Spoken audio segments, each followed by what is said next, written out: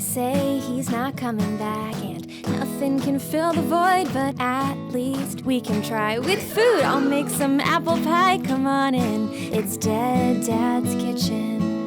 Here's what we're doing. It's way later in the day than I normally film a video, but my friend Lena gave me this energy drink and I drank it. Bad idea, Irene.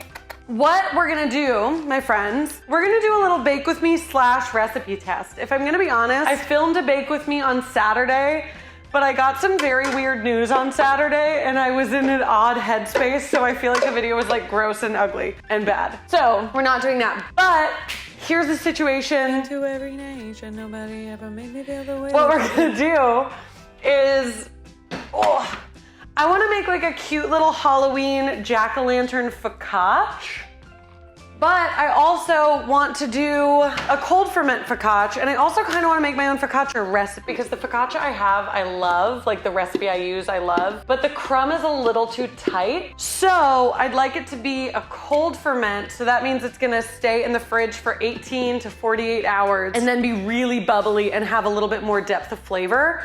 So that's what I want to work on today. I have a rough idea of how I want to make this recipe work. I don't exactly know how I want to make the jack-o'-lantern because I don't know what's orange. Oh, I guess we could do bell pepper. I don't want a ton of bell pepper. We'll figure it out. That part will come later. We're gonna need some flour. I think I'm gonna use about 4 cups of flour. So I'm kind of gonna go off the focaccia recipes that I've seen and the focaccia recipes that I've made and then sort of combine, see what works best. Yes, I should be weighing everything. I like to measure with cups. Whoops.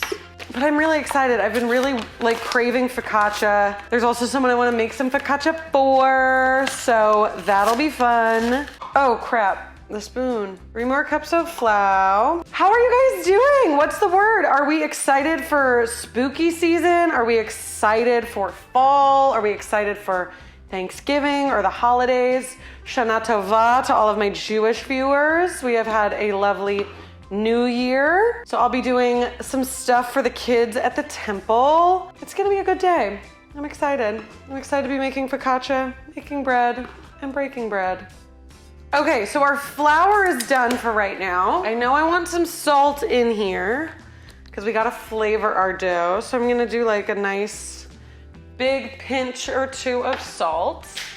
I can't decide if I want to put oil in my dough or if I just want it to be around it, because I think what I like so much about the other recipe is that there's oil in the dough, but I'm scared that that's gonna f up the proofing. But it's proofing in the fridge, so it has plenty of time. Tricky. I know I want to add a little bit of honey to my water.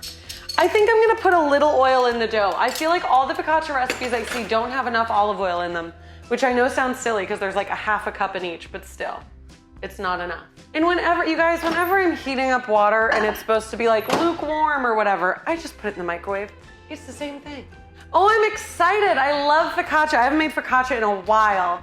So this is a real treat for me. So what we're gonna do is add just a little honey. It's just something for the yeast to sort of munch on and nibble on. If you guys haven't been around on the channel for very long, the reason that we get like these beautiful bubbles and this gorgeous like gas and rising in our yeasted products is because yeast is a living thing. And when you feed it sugar, it starts to basically like fart out gas that puffs up whatever you're baking. So when we give it just a little bit of honey, it sort of does that job for us a little better and a little quicker. So we're just gonna combine this, and we don't do much with this at all. I'll tell you what, we like mix it so it combines, and then like it chilling in the freezer is what does most of this work. So this is very exciting. So we're gonna make sure everything's off. Oh, so don't do that. Make sure everything's off of your spatula and off the sides of your bowl. Right now, all we have in this bowl is flour, salt, yeast, a little bit of honey. I'm gonna add a little bit of oil in here while I'm mixing it. Just maybe a tablespoon, because I want to, and it's my bread. And if I mess it up, that's my own problem. Okay, and then you guys, we don't do anything with this for like a day, basically. And I actually might even push it to 2 days. How am I gonna make the orange? I don't wanna put carrot on my focaccia. Maybe I do like caramelized carrot. The thing is, I just don't think I want a whole focaccia of like bell pepper, you know what I mean? Not that I don't like bell pepper, but I'm not Emily Fedner. but I don't know what I can do to make it a jack-o'-lantern. Or maybe I'll make a different thing. Maybe I'll make like a ghost or like a little black cat or something. I do think that if I tried to make a black cat, it would be scary looking. I'll tell you that much. Okay, I'm gonna add some more oil, and I'm just gonna release my dough really quickly and give it a flip so that it's oiled all over and on top, so that whenever it does start to grow and does kind of start to incorporate this, there's plenty of oil for it to be in there. You guys, we're done for today. Amazing. We're gonna cover it and just put her in the fridge. We're gonna put her in the fridge for like a very chill 20, 30 hours. Goodbye. Fun. Okay, I'll see you tomorrow. Hello and welcome to this week's episode of I took 45 minutes to blow dry my hair and then sweat a little bit, so now it looks like I didn't do anything. My friends, it has been, how long has it been? It's probably been, we made this dough at like 4:30 on Tuesday, and now it's 12:30 on Thursday. So that is 24 hours. 4:30 to 4:30 is 24 hours. Oh, it's been 44 hours. I could have just subtracted. Okay, here's what we're looking at. There she is.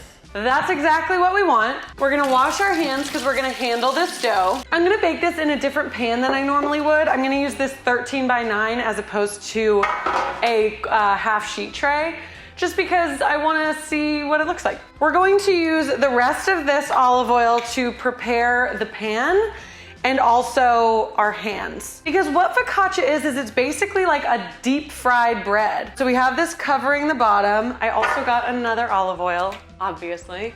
Now I'm gonna oil my hands as well. I'm gonna separate this from the sides of our bowl.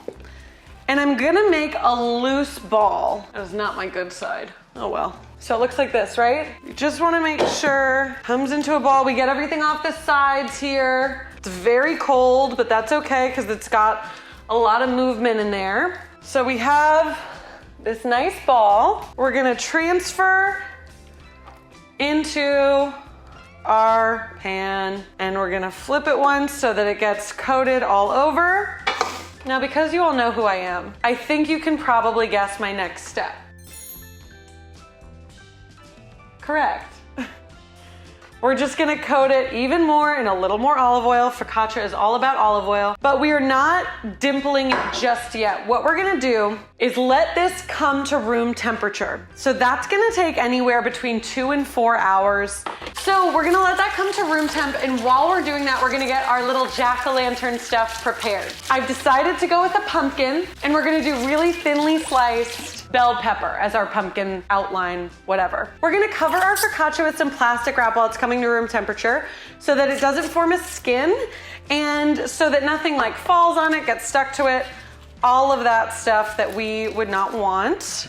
Okay, perfect. My dishwasher wants to start right now, which I love. So we're gonna get some of the toppings for the focaccia ready. So I'm imagining a jack-o'-lantern with just some like stuff around it. The stuff doesn't really have to be anything. I just want it to be like caramelized onions, you know, roasted garlic, whatever. So I'm gonna start preparing all of that. So we have our bell peppers, which already look like little jack-o'-lanterns. We're gonna make some caramelized onion to go around the sides so that it's not just like empty focaccia sitting there for no reason. Because if you can add caramelized onion to something, why would you not? So I'm just gonna prepare some of these ingredients. I'm gonna slice these super thin so it's not like big honkin' chunks of bell pepper, because I like bell pepper, but I don't love bell pepper.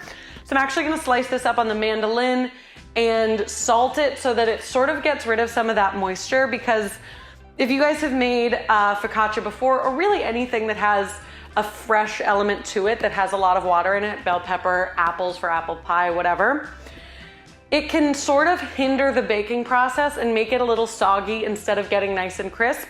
So to get rid of any moisture that we can, that's what we're gonna do.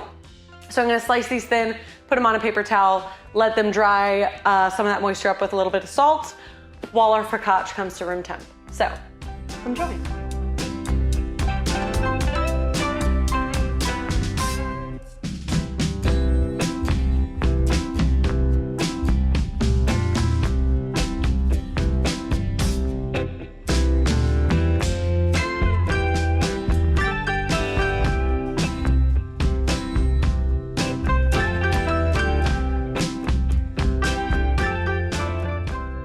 Okay, so it's been pretty much 3 hours since we took our focaccia out of the fridge, but now we get to do the fun part, which is decorate it. We did all of our prep already, so that's really nice. It's always a nice thing to not have to worry about. So we have our caramelized onions, which, oh my God. I made a little olive tapenade for like the cutouts of the pumpkin. We have some roasted garlic for the sides, and we have all of our little bell peppers that will actually make the pumpkin. So what we need to do first is, what do we need to do first? Let's dimple the focaccia. So look at that. Do you guys remember where it was when we put it in the pan? Crazy town. Okay, and we're just gonna pull it off. Okay, good job, Irene. Oh, I'm excited. Oh, watch out everyone. I'm excited.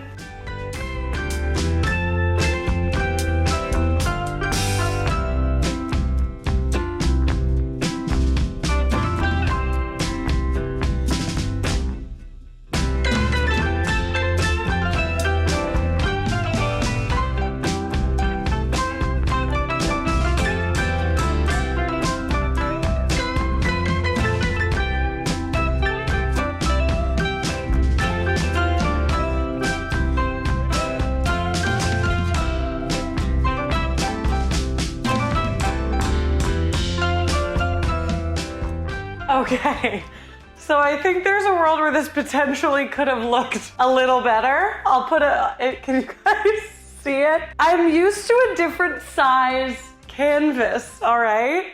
But look, it's very jiggly. So we're gonna put it into a 425-degree oven and sort of just see how it goes. But I think it's gonna be great.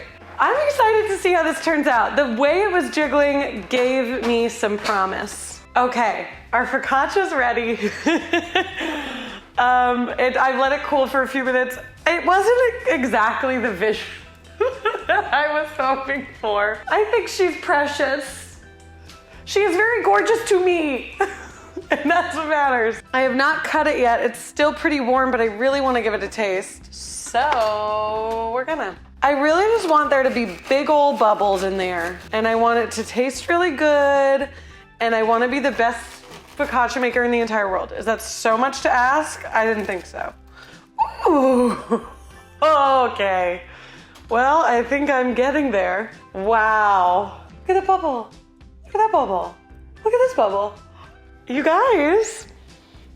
Oh, that smells good. Okay. I'm so happy with this crumb structure. Get out of town, thank you. Okay, let's dive in. It looks fantastic.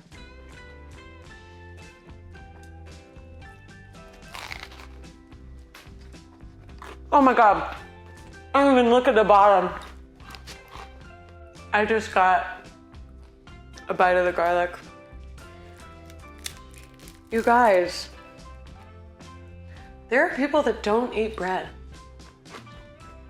It is the best focaccia I've ever made, easily. Are we serious? Did you see that squish? Can you hear it too? Listen. Wow, why am I still eating it? You know it's good. I am incredibly pleased with myself. So happy you guys are there for this. I can't wait to tinker with this recipe a little bit more. I think I could add a little more salt in the dough itself. I could see there being maybe potential for some more flavor there. But wow, that is like squishy and chewy and crunchy and salty and like rich all at once. Was there caramelized onion in my teeth that whole time? Probably, and I don't care. You guys, this was so fun. Thank you so much for watching. Please make sure to tune in this coming Tuesday for our next podcast episode. We are talking all about the most haunted restaurants in the United States, so make sure you check that out. And if you want to listen to this week's podcast that just came out, that's all about the food at Alcatraz prison, which was super interesting and scary and fun. Please make sure to like, comment, and subscribe to this video. Don't forget to turn on the bell notification. It helps me out a lot, helps you know when I put out a video. Check out my Patreon also, and that's the last thing I'll remind you to do. If you could just do all 9 of those things, that would be great. And I hope you make something fun that gets you excited today. Have a good one, and I'll talk to you later. Goodbye.